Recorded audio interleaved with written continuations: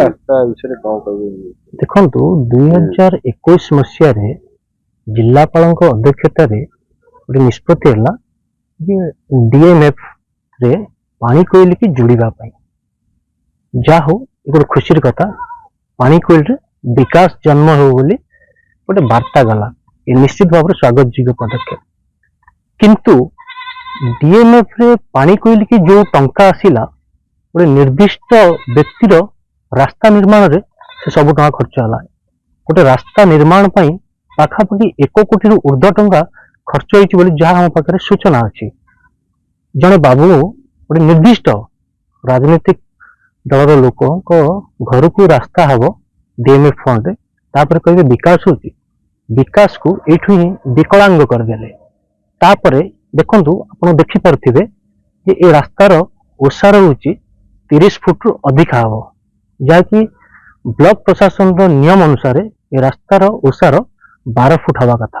କିନ୍ତୁ ଆମର ଦୁର୍ଭାଗ୍ୟ 30 ଫୁଟ ଏଠି କରିଦେଇ ବିକାଶକୁ ଏଠି ବିକଳାଙ୍ଗ କରିଦିଆଗଲା ଏବଂ ବଡ଼ଦାଣ୍ଡ କରିଦିଆଗଲା ଏଠାରେ।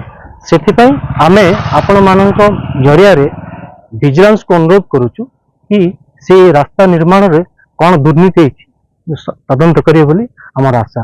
ତାପରେ ଅନେକ ଯୋଜନାରେ ଏଇ ଗୋଟିଏ ରାସ୍ତାକୁ ଅନେକ ଯୋଜନାରେ ଟଙ୍କା ଆସିଛି, କେବଳ ଫଳକ ମରା ହେଇଛି, କିନ୍ତୁ କାମ କୋଉଠି ହେଇଛି ଆମେ ଜାଣିପାରୁନୁ। ଆଜ୍ଞା ଏଇଟା ଗୋଟେ ବିଡ଼ମ୍ବନାର ବିଷୟ। ଯେଉଁମାନେ ଦୀର୍ଘ ଦିନ ଧରି ଶାସନରେ କ୍ଷମତାରେ ରହିଲେ ସେମାନେ ତାଙ୍କ ମନ ଇଚ୍ଛା ସାଧାରଣ ଲୋକଙ୍କ ସ୍ୱାର୍ଥକୁ ଜଳାଞ୍ଜଳି ଦେଇ ନିଜ ସ୍ୱାର୍ଥ ଦେଖିଲେ। ଆପଣ ଦେଖିଥିବେ KNDAରେ ଯେଉଁ ପ୍ଲାନ୍ରେ ଯେଉଁ କୋରିଏର ଯେଉଁ ଗାଁ ଗୁଡ଼ିକ ନିଆଯାଇଛି, କେବଳ DM ଫଣ୍ଡକୁ ସେଥିରେ ବିନିଯୋଗ କରି ତାର ହରିଲୁଟ୍ କରିବା ପାଇଁ ଇଏ ଗୋଟେ ଉତ୍ତମ ବ୍ୟବସ୍ଥା କରାଇ ଗୋଟେ ପଞ୍ଚାୟତର 2ଟା ଗାଁ 3ଟା ଗାଁ ଏଇମାନଙ୍କୁ ନେଇକି ଗୋଟେ ଆମର କଳିଙ୍ଗନଗର KNDAରେ ଭର୍ତ୍ତି କରାଗଲା ଏବଂ ଭର୍ତ୍ତି କରାଗଲାର କେବଳ ଉଦ୍ଦେଶ୍ୟ DM ଫଣ୍ଡକୁ ହଲୁଟ୍ କରିବା। ତେଣୁ DM ଫଣ୍ଡ ସେଇ ହିସାବରେ ଯେଉଁ ବ୍ୟକ୍ତିଗତ ଲୋକ ତା ଘରକୁ ରାସ୍ତା କରାହେଇଛି, ଯେଉଁ ଲକ୍ଷ ଲକ୍ଷ ଟଙ୍କା ପ୍ରାୟ 50 ଲକ୍ଷ ପାଖାପାଖି ଟଙ୍କା ଗୋଟିଏ ରାସ୍ତାରେ ଖର୍ଚ୍ଚ ହେଇଛି, ଯେଉଁ ବୋର୍ଡ଼ ଅନୁସାରେ ଯାହାର ନାଁ ସହିତ ତାର କିଛି ସାମଞ୍ଜସ୍ୟ ନାହିଁ, କେବଳ ହରିଲୁଟ୍ କରିବା ପାଇଁ ଇଏ ଗୋଟେ ଉତ୍ତମ ବ୍ୟବସ୍ଥା କରାହେଇଥିଲା। ଯେହେତୁ ତାଙ୍କର ଶାସନ କ୍ଷମତା ଥିଲା, ତେଣୁ ସେ ଯାହା ଚାହୁଁଥିଲେ ସେଇଆ ହିଁ କରୁଥିଲେ, ଯାହା ସାଧାରଣ ଲୋକଙ୍କ ସ୍ୱାର୍ଥରେ ଯାଉନଥିଲା। ସବୁଠାରୁ ବଡ଼ କଥା ହେଲା ପାଣି କୋଇଲିର ଯେଉଁମାନେ ବିକାଶ ପୁରୁଷ ନିଜକୁ ସଜାଉଥିଲେ ଲୋକମାନଙ୍କ କତିରେ, ଆମେ ପାଣି କୋଇଲିର ବିକାଶ କରୁଛୁ, ପାଣି କୋଇଲିର ବିକାଶକୁ ବିରୋଧ କରୁଥିବା ଲୋକଙ୍କୁ ଦଣ୍ଡ ଦିଆଯିବା ଉଚିତ ଯେଉଁମାନେ କହୁଥିଲେ, ସେଇ ବିକାଶ ପୁରୁଷଙ୍କର ବର୍ତ୍ତମାନ ତାଙ୍କ ପେଡ଼ି ଖୋଲୁଛି। ସେଇ ବିକାଶ ପୁରୁଷମାନେ ହିଁ କେବଳ ପାଣି କୋଇଲିର ବିକାଶ ନାଁରେ ନିଜର ପାଣି କୋଇଲିର ବିନାଶ କରି ନିଜର ପେଟ ଭର୍ତ୍ତି କରୁଥିଲେ ଏବଂ ଲକ୍ଷ ଲକ୍ଷ ଟଙ୍କା ହଲୁଟ୍ କରି ଖାଇଛନ୍ତି।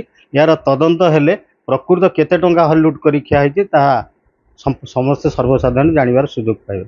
ପାଣିକୋଇଲି ପଞ୍ଚାୟତରେ ଏଇ ଯେଉଁ ହନୁମାନ କଲୋନୀ ଯେଉଁଠି କୁହାଯାଉଛି ପାଣିକୋଇଲି ପଞ୍ଚାୟତର 1 ନମ୍ବର ୱାର୍ଡ଼, ଏଠୁ ଓଡ଼ିଶା ରାଜ୍ୟ ସରକାର ସର୍ବୋପରି ଗ୍ରାମ ପଞ୍ଚାୟତ ଏବଂ ବ୍ଲକ ପ୍ରଶାସନ ଲକ୍ଷ ଲକ୍ଷ ଟଙ୍କାର ଦୁର୍ନୀତି କରିଛନ୍ତି। DMF ଫଣ୍ଡ ଯାହା ଏ ପଞ୍ଚାୟତର କୌଣସି ସ୍ଥାନକୁ ଆସିନାହିଁ, ଏ କଲୋନୀକି ଏଠି ଥିବା ତାଙ୍କର ଜଣେ ମୁଖ୍ୟ ଗୁମାସ୍ତାଙ୍କର ଉନ୍ନୟନ ପାଇଁ, ତାଙ୍କ ଘର କାର୍ଯ୍ୟର ଉନ୍ନୟନ ପାଇଁ ଏ ରାସ୍ତାକୁ କରାଯାଇଥିଲା। ଡ୍ରେନ୍ ପାଇଁ ଓ ରାସ୍ତା ପାଇଁ ସମୁଦାୟ ଯେଉଁ ଟଙ୍କା ଅଣାଯାଇଥିଲା, ଡ୍ରେନ୍ କାମରେ ପ୍ରବଳ ଦୁର୍ନୀତି କରାଯାଇଛି। ଡ୍ରେନ୍ର ଯେଉଁ ସ୍ପେସିଫିକେସନ୍ PWD ସେକ୍ସନ୍ରେ ଅଛି ବା ଇଞ୍ଜିନିୟରିଂ ସେକ୍ସନ୍ରେ ଅଛି, ଏତିକି ଇଞ୍ଚରେ ଗୋଟେ ଲେଖାଏଁ ରଡ଼୍ ପଶିକି ଡ୍ରେନ୍ ହେବ, ସେ କଥାକୁ ଓଭରଲୁକ୍ କରି କେବଳ କିଛି କଂକ୍ରିଟ୍ ଢାଳି କିଛି ଅଂଶରେ ଖଣ୍ଡେ ଖଣ୍ଡେ ରଡ଼୍ ଢାଳିକି କରାଯାଇଛି, ଡ୍ରେନ୍ କରାଯାଇଛି। ସେଭଳି ରାସ୍ତା କାମ ନିମ୍ନମାନର ହୋଇଛି ଏବଂ ତାଙ୍କ ଘର ଆଗରେ ସରକାର ସ୍ପେସିଫିକେସନ୍ ଊର୍ଦ୍ଧ୍ୱରେ ରହି ପ୍ରାୟ 12-14 ଫୁଟ ଚଉଡ଼ାର ରାସ୍ତା କରାଯାଇଛି ଏବଂ ଏ ଜାଗାରେ ଆମ ଅନୁମାନରେ ଯେଉଁ 60 ଲକ୍ଷ ଖର୍ଚ୍ଚ ହେଉଛି କହୁଛନ୍ତି, 30 ଲକ୍ଷର କାମ ନ ହୋଇ ଏ ବିଲ୍ ସ୍ୱତନ୍ତ୍ର ଭାବରେ କରାଯାଇଛି। ଆମର ଏହାର ସ୍ୱତନ୍ତ୍ର ଭାବରେ ତଦନ୍ତ କରାଯିବ। ଏକଥା ଆମେ ମଧ୍ୟ ବିଧାୟକଙ୍କ ନଜରକୁ ନେଇଛୁ, ସରକାରୀ ପ୍ରଶାସନକୁ ଜଣାଇଛୁ ଯେ ଏଠି ହେଇଥିବା ଦୁର୍ନୀତିର ଏକ ସ୍ୱତନ୍ତ୍ର ତଦନ୍ତ କରାଯାଇ ଏହା ଉପରେ କାର୍ଯ୍ୟାନୁଷ୍ଠାନ ଗ୍ରହଣ କରାଯାଉ। ଯେତେବେଳେ ଏଠି ତାଙ୍କର ଶାସନ ଚାଲିଥିଲା, ଖାଲି ଏଠି ନୁହେଁ ସାରା ଆମ ପଞ୍ଚାୟତରେ ଏଇଭଳି ଭାବରେ ବିଭିନ୍ନ ପ୍ରକଳ୍ପ ନାମରେ ବହୁ ହରଲୁଟ୍ କରାହେଇଛି, ଯାହା ଆମେ ସରକାରଙ୍କୁ ଜଣାଇଛୁ। ଏଠି ବି ସରକାରୀ ରାସ୍ତାକୁ ଜବରଦଖଲ କରାଯାଇ ସେଠି କମ୍ପାଉଣ୍ଡ ୱାଲ୍ କରାହେଇଛି ସେଇ ତାଙ୍କ ଘର ଆଗରେ, ଯାହାଙ୍କ ଉଦ୍ଦେଶ୍ୟରେ ରାସ୍ତା କାମ କରାହେଇଛି। ବହୁ ଦୁର୍ନୀତି କାମ କରାହେଇଛି ପାଣିକୋଇଲି ପଞ୍ଚାୟତରେ ତାଙ୍କ ଅମଳରେ, ଯାହା ବରଦାସ୍ତ ଯୋଗ୍ୟ ନୁହେଁ। ସେଥିପାଇଁ ଏ ଅଞ୍ଚଳବାସୀ ଏ ନିର୍ବାଚନରେ ବି ତାର ଜବାବ ଦେଇଛନ୍ତି। କୋରେଇ ବ୍ଲକ ପାଣିକୋଇଲି ପଞ୍ଚାୟତରେ ପଞ୍ଚାୟତ ତରଫରୁ ଏକ ରାସ୍ତାରେ ଲକ୍ଷାଧିକ ଟଙ୍କା ଖର୍ଚ୍ଚ ହୋଇଥିବା ବେଳେ ବ୍ଲକ ପ୍ରଶାସନ ସେଠାରେ ଖର୍ଚ୍ଚ କରିଛି DMF ଫଣ୍ଡରୁ 54 ଲକ୍ଷରୁ ଉର୍ଦ୍ଧ୍ୱ ଟଙ୍କା। ए रास्ता जड़े गुमास्ता जाजपुर जिलार गुमास्ता बोलाउथवा घर को व्यक्तिगत रास्ता हिसाब से कराई जोटी कोरे ब्लॉक प्रशासन रास्तार जो रास्ता निर्माण करिवो तार चौड़ा 3.65 मीटर तथा 12 फुट पाखापाखि हवा कथा सेठी किंतु कराई 30 फुट ऊर्ध्व रास्ता।